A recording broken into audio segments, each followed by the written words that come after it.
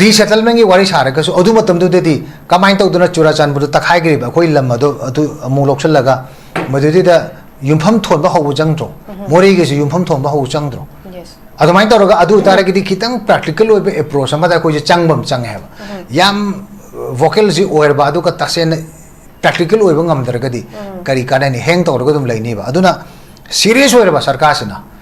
ओइसे हायरगदी सरकार से ना तसेंग मसीगी पीस की कनो सिमा कोई ना इशू सिमा लोशन जा का दे याम फार्म ओबम चंगे क्वाइट फास्ट अखोई की मेन फार्म द मणिपुर हाइबा पॉलिटिकल यूनिटी से नोइल बा कोई यागा दउनी अदुई मतुंग दा वरी साना बदु मदु तसेंग न मदु प्राइम एंड फॉरमोस्ट कोई एजेंडा के नंबर 1 थंगुदा बनेबा अदुवाई दिगी कनो तोरपदु दी सरकार ना एनी मदु की एकोमोडेटिव स्पेस दी कोई सुंबी बिरोई दौने बको अदुदैदुदा वारी सानाबदो हौ मतमदा अदु रेकदी वारी सानाबो मतमदा पंथुंग फम फमगदो अखोय याम थुन ngamgani न खल्ले तौबुदबो माय मागी ओइबा अदुगुंबा मोइगी कनोदुना स्टिक तौलेर कांदा चुमनेगी अखोय इकोनॉमिक कनोमा अखोयदा करि हैनी इनकन्वीनियंस मा थोए जिक हारिबा अखोयगी चेंगी अदगी डेली अखोयगी यूजेस आइटम मैम फंगदबा खोतबा अदुबुगी just temporary basis to some advice from Chapado. Maduna command to get some Nanjala issue is a cow, Gragadum Lucian, have the Yaro, election la Akanu Lucian, have the Yaro. I matamda how well I do how well I have a duki chutney beam a quelle back to Labisina. Tasegna, Sugum wishing as a prolonged or a gak with the Lave never. Adanaina and hygiening is a I call strong political will Mahana, Labum Chung but Change,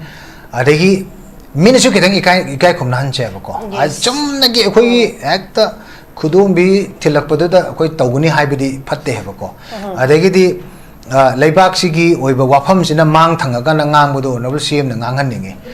haibidi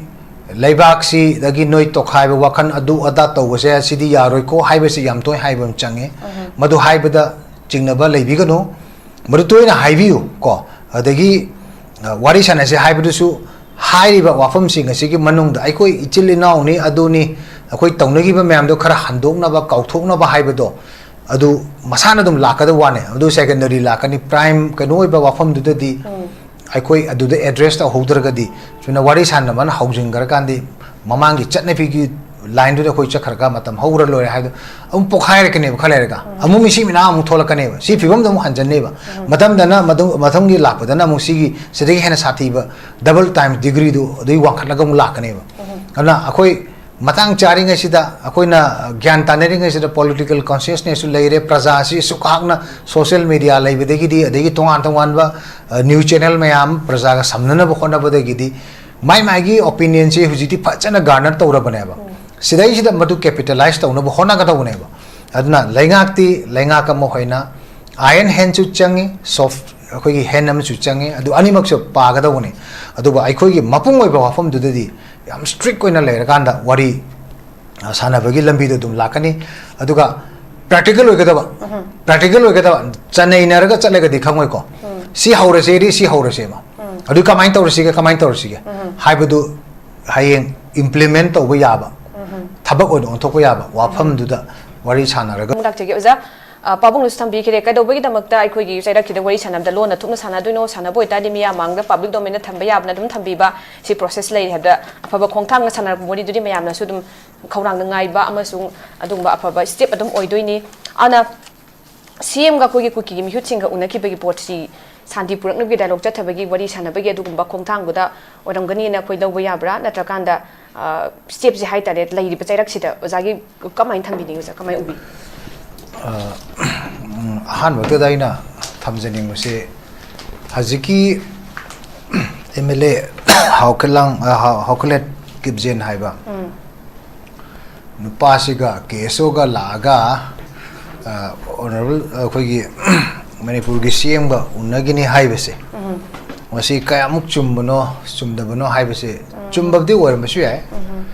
अदगी मदु unofficially उनरीरा मरमदी officially ओरगदी CM की office की statement हम थोलक्त्री अदुगा उनरीबदुगी मायोक्ता पाउथिंग थांग लुफेंग नमोगी जनरल सेक्रेटरी सिरचानपुर the best of general secretary Kuki Inpi Manipur की नमदु डिस्क्वालिफाइड तौरइनेबा अदुना आई वाखंडदी unnabasidi dialogue to di yam phai adobu haziki Kuki Inpi Manipur hai base taseng bati KSO si moi gi students wing mona dum leibane aduga Kuki Inpi Manipur si quite fast yam lu base handaki entire episode si hadi May 30 ki 2023 khakta gi uba yade mamang da Kuki Inpi Manipur si gi magi political stance kai no hai si koi khanghou da bi yade aduna any form of dialogue kama natraga CSO singa dialogue kama tawna ningba adagi wafam origa su high river loop sing apsigi moi main political objective si kai no hai bi si de koi hana khanghou da bi yade ba madu khangwa matung da ai koi gi wari sanarak padu da koi gi CM na su ngasi makta da hai wari sanada na resolution be yaro second world war gi ai koi gi Hiroshima da bomb tha da budu adu bhauda koi gi wari sanara resolution gi na hai adu di yam chumme adu di universal affirmative statement ne adu di adum chungane bako quite important ore di sana ga to di ba dialogue ki wafam sidai sida kari matang na sana do na hai bisigi sidai sida noina taningo dum tan layu de hai riba noina loop sing sina moi moi gi chathari ba moina tawriba mayam do adum free hand tharaga chumne gi ngasai gi koi gi keno da koi gi temporary koi gi sigumba deadlock amal lei bisi adum matam gi masigi adum haugra lore haiba anatra loshang ra lore haiba do madu ne haba madu dagi ne ba ngasi koi Manipur da chauba ngasumba ngasi gi phibam malakri se aduna aina just idea ama koi gi viewers sing da su aduga mayam yengbiriba mayam da su hena khana leina bada nungaina ba haije batare ko 2019 gi October gi tang kunthra da Prime Minister office step to the Honorable Prime Minister of India da Kuki Inpi Manipur na moi gi yam sang ba lamai ahum yauba memorandum ama submit tawe madura submit tawrib da khuyek piri si khoi gi matam da pu thang ko sai si legidra matung da Khaimang Choloi si Vice President Wan Oranganin khale somin thang akhoi gi dongel sisu yawi khuyek pi bada aduga amana akhoi gi mai memeng si kari General Secretary akhoi gi kano amasu yaure haitare ma aduna mai memeng si ina sum khanjaba da akhoi gi songkhulu mate haise moi homna khuyek piraga hazigi ai sum ningjang akwa wane ko haidi aikoi su yam kanna sum tawrak panina Kuki Inpi si adum loina raga lakpa misak ama oina koina dum khange haitare haidi raiba ki issue sing da moi gi participation si kamain tawraga sum lai have moi gi political stand si kai no haise aduna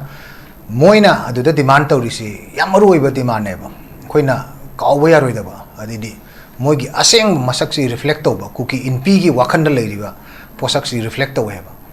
aduna moina kari demand tawge hai matam da se naga framework koi gi naga political dialogue si gi mari leina na framework agreement na 2015 gi August ki tang ahum da sign tawbase si gi sideline da masigi mari leina na kari gumba naga gi political solution nama pi gi ba taragadi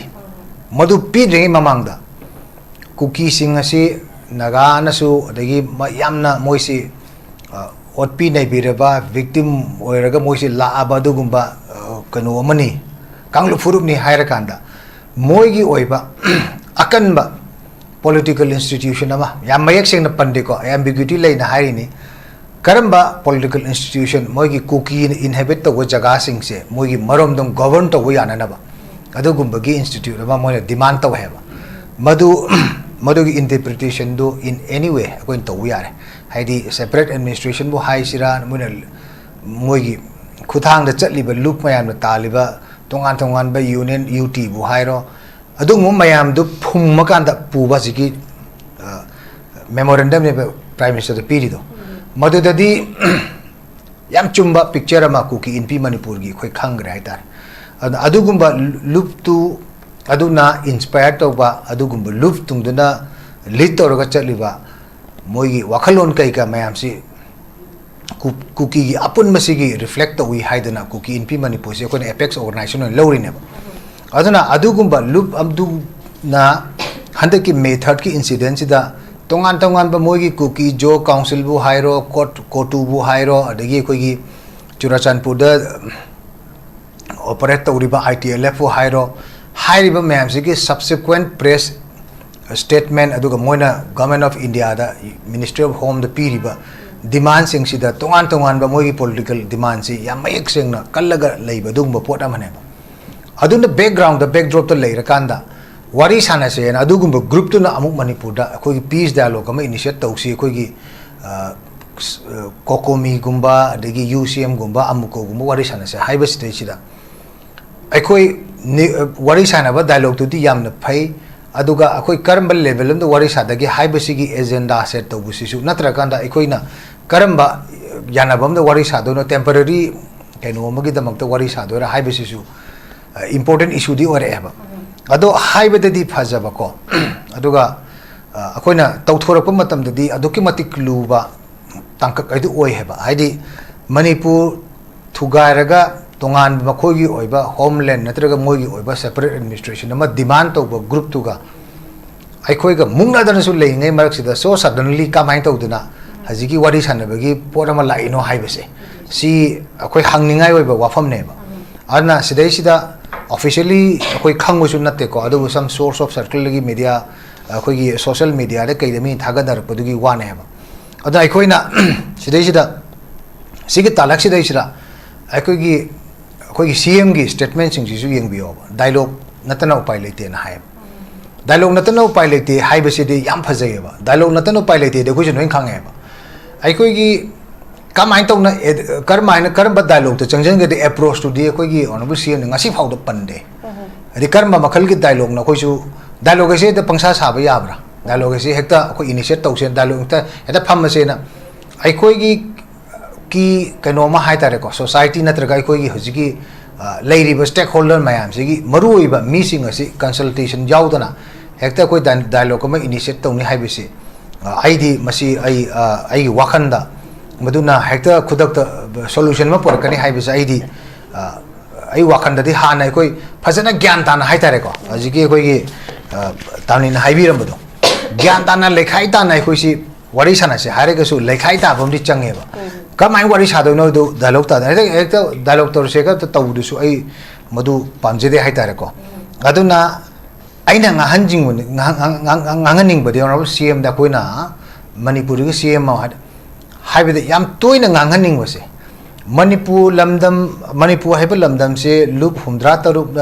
kangloop humdra taruk na kundaraga koi nga aga lakbane haibido madugi rhetorical statement ama hanjan step ama ni ohum koi tai Manipur da koi khunda minere bai koi punamak Manipur haiba si philosophy si da koi yana ga dongna Manipur haiba si da se koi noina bak support tawna ga dawne se yam toina haining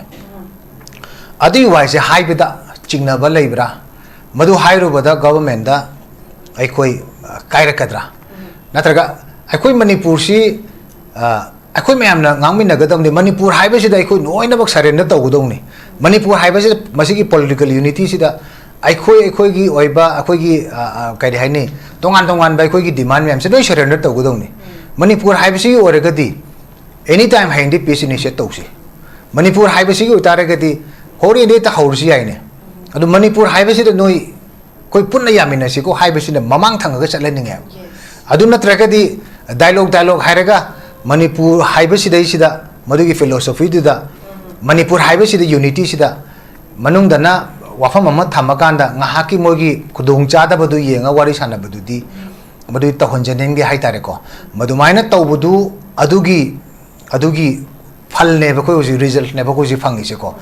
pan griba lengak sing sina adugumba maru wi issue sing sidai koi sumaina sum namjela ga matam gi sumaina sum lakhi biduna ngasi sigi stage si yore ine haba aduna mayek sengna honorable CM na haining wase kun kanglup khundra taru khen bana koi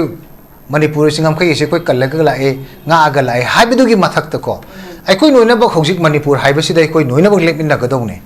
Manipur haiba sidai koi yaragadi Manipur haiba sidai koi kaigumba koi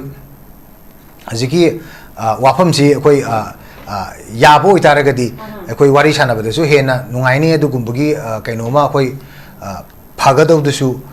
hena kumang section bang ngam godoi ne ba ko aduna adu waifam do miss out sum taw lei bese chingnarak pa hai tare ko adu hai ru da nungai roi do ri bra kai no akhoi manipur dagi to khai na tai ga hai bese sungya ya roi ko akhoi punna manipur de hingmina se hai bese lamdam sigi mapi ma mapa ma oi ri ba leibaki honorable cm na madu thona leina haibam chang he ba ko aduna wari de sum sana si aduga agenda na khang da bi da issue solution do ne wari sabu du di aidi madu yam thuna hatu na to hanjaning de adum tane ozagi fazaba mo ching phong do pide aduna akoin hujik who is Kuki Inpi kem se kana no hai matam da ozana su thambi ki makoi si akoi gi Kuki gi apun ba interest mo gi agenda reflect over adugumba interest puraga chatliba apex body organization am khangni akoi na su khange Kuki gi interest ta any issue da akoi tholok matam da adum hekta defend toba adugi against the hekta leiba aduga akoi yam to into statement we su release chu thok pa hekta Kuki Inpi Manipur song thoga dum lairam ni moi gi constant habit or action haitare sigi defend toba gi moi gi against tholok pada samaina dum yam to ina thok pa adugumba moi gi interest agenda se matam puna mangta puraga leiba adugumba apex body am khani Kuki Inpi hesi aduna koina wari sana ba matam da kari wari da sana duna wari sana ba sa phaba khongthang ni adu ngasi question oina hangna na bagi naina na bagi pukhala ipise kari gino haiba matam da haidi ba meeting sina tonga na meeting wakhanda akoi gi mix reaction myamam generate to hole haitare maram di kai no haigan hujik si laidi ba timing sina dialogue to myam da kar we tuna hojik dialogue to wai bisi kana ga tonga duino kari agenda da tonga duino kayam senga tonga duino adu mayamam laidi deputy chief minister ma sama ke hujik nakanam de kana resign to haibe potnam laidi maha ma sama si hek to bodagi sidai da akoi gi virtual da ngatuni everything akoi gi state issue sing de assembly from ko paloin tawrakanda aduna sigi posima su akoi yamna choba question am oi dibani mahaksi aduna karama monga dialogue ke sathagadun hai posim lei aduga all of a sudden akoi gi Kuki Inpi kim daga approach torok pa sing mai pot na makak lakpa ngasai gi chief minister meeting to bos hai tare ai uza ju thanda lak chani mu uza aduna sije akoi gi mamang da su officially hai tare akoi gi vaitai gi cs sing yauraga dina taga sumain tawraga di akoi gi tok do cs or to cs or tok si hujik lai existing conditions stay da phibam sidai da leidawe agenda mayam sida wari sanana bi damakta adudagi peace lakna bo haiba matamda moi participate to se reluctant toroga leibagi moi digi mayam ma koina wanga su ugre haitare phajana phongna moi digi condition se mayam thamba si to de ko yani yan wena ningai to haitare mayam am ga una kare hujik leidawe but leidawe situation se over time involve torok ko budi yai aduna hujik leidawe phibam se de makoina sigi approach torok po se wari sana se habe se ozagi mideng da kamaina ba si wahan thok si pi ba yai aduga ko ningsing ba ya ba se point to be noted hujik se CRPF ki akoi gi anoba DGP Mukesh Singh gi bakada akoi gi mass combring operation chathara kana Kuki village sampham singna to bagi pot am kaksu kanna lai pe serak ni hai tare kamai thambi ningu ja aigi wakhan hai tare ko aigi assessment di haujiki dialogue tausi siko CSO masen level da wari sana sen hai bese si akoi gi hector masi ate wari sana bado initiate to buse ai wakhan di to hanjaning di haitare kari gino haitare gadi wari sana gare haira kanda horen amu handuoga thama ni le rekanda manipur gi koi to khai ta banatra de koi gi political demand se koi aroi bane tuna final demand haigalone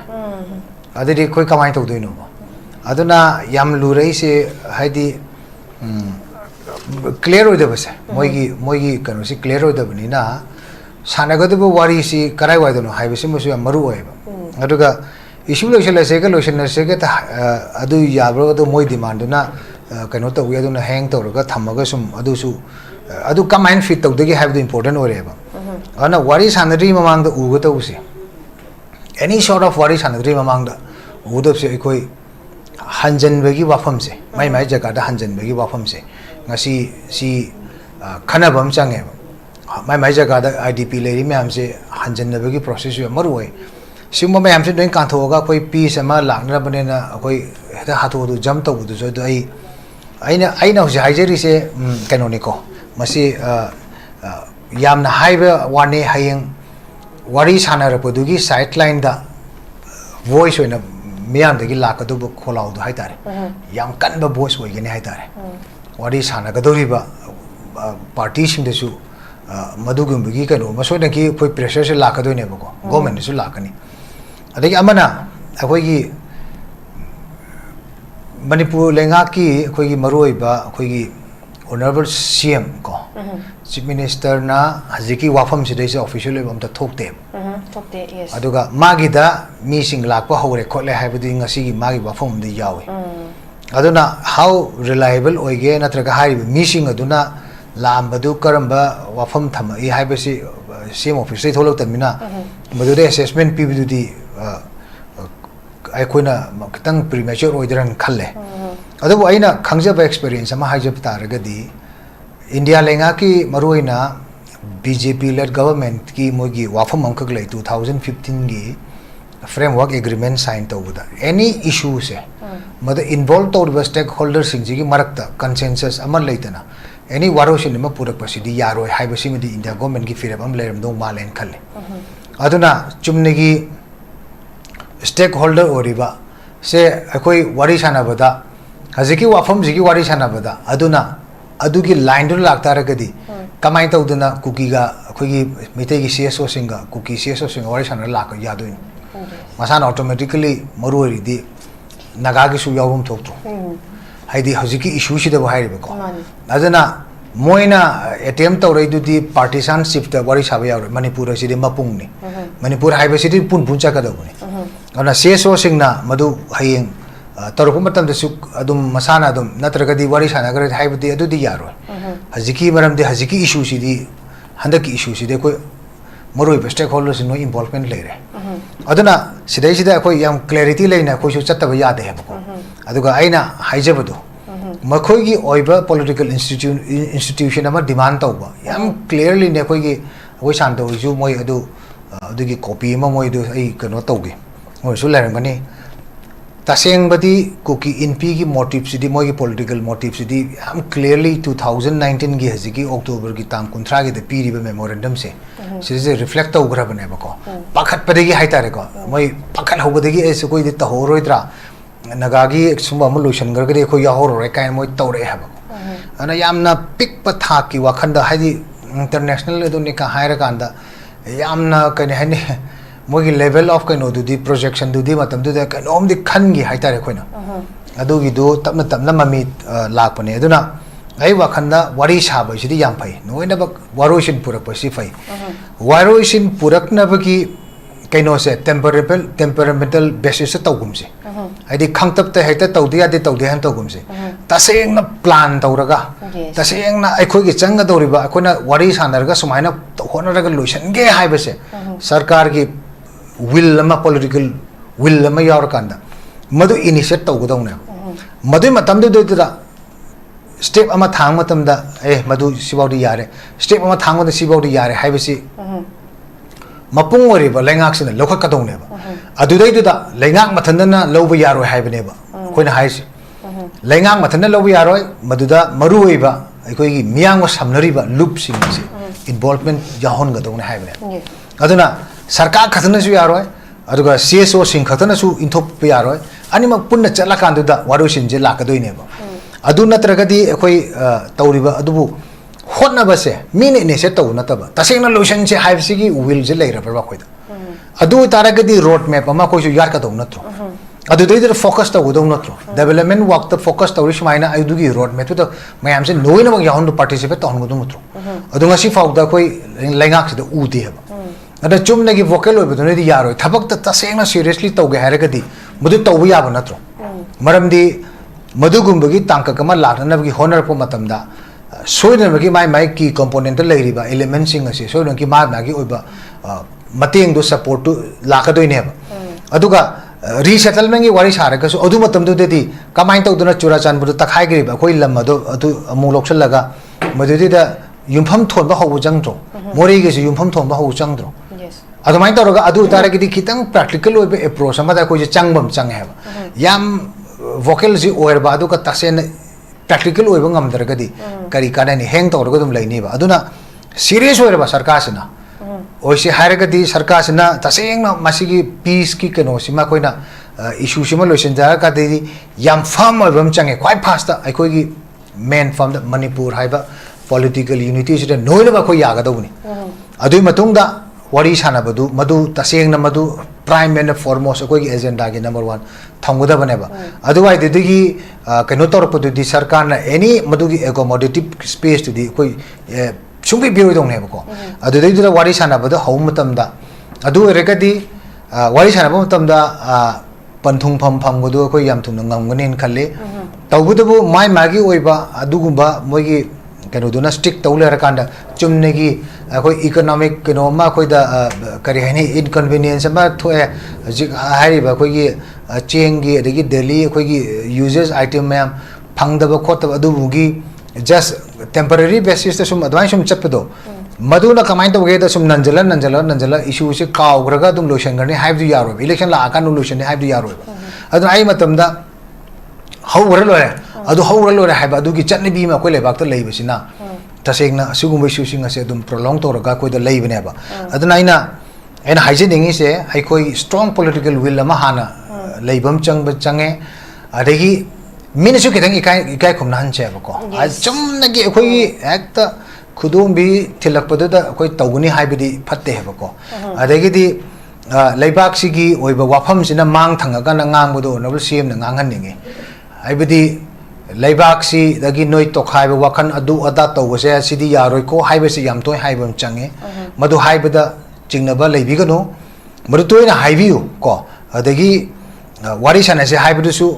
hairiba wafam sing asigi manung da ai koi ichili naw ni aduni akoi tawnagi ba mayam do khara handokna ba kauthokna ba haibado adu masana dum lakada wane adu secondary lakani prime kanoi ba wafam du di ai koi adu de address ta hodraga di chuna wari san man housing gar kandi mamangi chatne fi gi line du de koi chakharga matam howra lore haido pokhaire kane khale ga amu mi si mina amu thola kane ba si fibam dum hanjanne ba matam dana matham gi lakpa dana mu si gi sedegi hena sathi ba double time degree du dei wakhatlaga mu lakane ba ana akoi matang charing asida akoina gyan tanering asida political consciousness leire praja si sukhakna social media leibedegi di adegi tongan ba news channel mayam praja ga samnana ba khona badegi di mai gi opinion si hujiti phachana garner tawra bane ba sidai sida madu capitalize tawna ba khona ga tawne ba aduna laingak mo hoina iron hand chu changi soft akoi gi hand am chu changi adu animak so pa ga tawne adu ba ai khoi gi mapung oi ba wafam du di yam strict koina leira kanda wari sana bagi lambi do dum lakani aduga practical oigada chanai naraga chalega dikhangoi ko si haure se ma adu kamai tawrsi ga haibadu hayeng implement to yaba thabak on thok yaba wafam du da wari sana raga su admain to honinge okay sir yam pasan thambi ozan hoji ai koi hathu na wari sara sin haiba sangak pase da akoi ya haning da bagi yaroi da bai maram se kaino hai kanda la iba potsi akoi chata na haiba akoi BJP party hai tare ko BJP party de gi de na sa tong ningai se to dong le ro maram di May 3 gi na hoji phau sida BJP party de gi koi gi miyam na pamba se de sida ngasi phau ba मखोई की voice थोप ngam la hai silent orga adum dab tawrga la khara bane hai tare aduna taseng na BJP di only BJP hai ba party si koina yam phajaba adugi regional outlook or national party regional outlook and highway one hai ba ko taseng na ngasai gi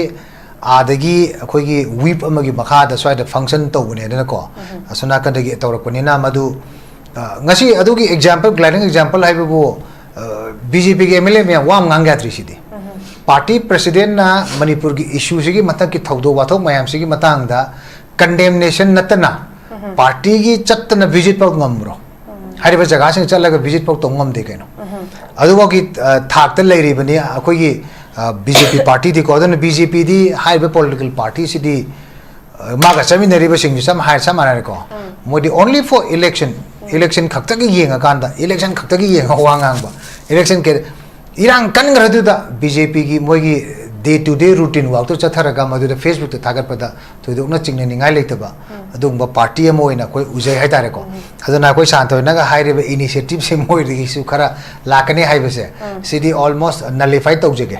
primary actor oi no za wari sanana bagi share so sing fazana facilitate tawna ba posi moi digi sungnak la ro be asas leitra sunglai leite adu made ai moi wakhanda su la moi ko adaga moi degi adu gumbagi initiative ma moi na ga torkani haibe sidi ai thaje de na khale ai na haji moi masen han am to sago ai sen masen am to sago adum duna koi sa bi am la he ba haidi koi ko ga dum leina ri ro ji ko moi masen am sago ai ishana sangam draga ai ishada adu gi resolution ma lai jedra ba haidi isha gi party gi resolution ma lai tra ba ako state ki si gi hoju ji ore ba state of affairs da koi su khara masi involvement changi ko koi su khara masi gi active role am lawam thoi kai si masa ga lai tra ga atu party da kamai ho du adu nai na koi sadana ji hairi do madu mana de tahunning madu gi hairi ne adu koi politician amane अखोना खंगबदु experience की वाने को हुनबगी तपगी बनते मरम the record त लेते है रिकॉर्ड त जीरो ले रहा बने ना कमाई तो नकोई ना आसा तो दुनो अदि वाने दा ओके सर याम नुंगाई जे जा हुजिक से अखोई डायलॉग तो बस याम थिना मरु ओय अदुगा पीस की टॉक टॉक न बिटक टेबल ला को से मरु ओय अदुबो हुजिक